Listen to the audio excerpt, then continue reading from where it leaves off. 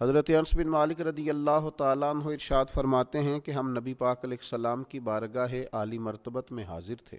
اچانک نبی پاک علیہ السلام نے مسکرانا شروع کیا، یہاں تک کہ میرے پیارے محبوب صلی اللہ تعالیٰ علیہ وسلم کے مقدس دانت مبارک ظاہر ہو گئے۔ اور صحابہ فرماتے ہیں جب حضور مسکراتے تو دانتوں سے ایسا نور نکلتا تھا کہ مسجد نبوی شریف کی دیواریں بھی روشن ہو جاتی تھیں۔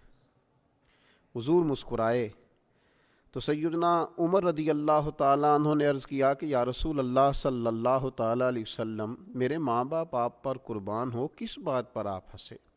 تو نبی پاک صلی اللہ تعالیٰ علیہ وسلم نے فرمایا، میرے دو امتی قیامت کے دن اللہ کی بارگاہ میں کھڑے ہوں گے، اور ان میں سے ایک عرض کرے گا، یا اللہ، اس میرے بھائی نے مجھ پر ظلم کیا تھا، میرے اوپر اس نے جبر کیا تھا، تو مجھے اپنا حق اس سے لے کر دیا جائے۔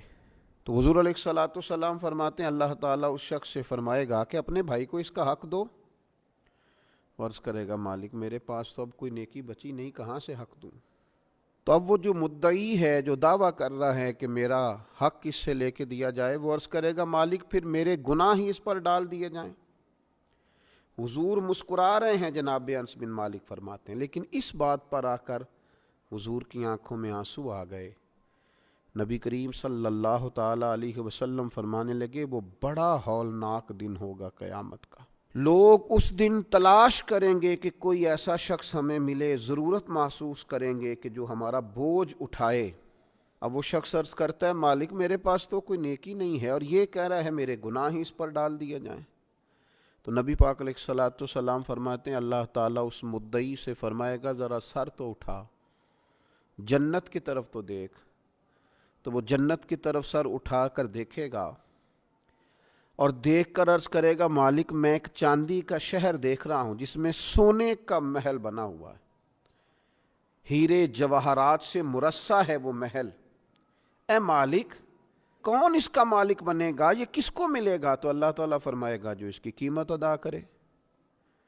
تو وہ عرض کرے گا، مالک اس کی قیمت کون ادا کرے گا؟ تو اللہ تبارک و تعالیٰ فرمائیں گے، تو بھی اس کا مالک بن سکتا ہے۔ تو بڑے تجسس سے، بڑے شوق سے عرض کرے گا، مالک میں کیسے مالک بن سکتا ہوں؟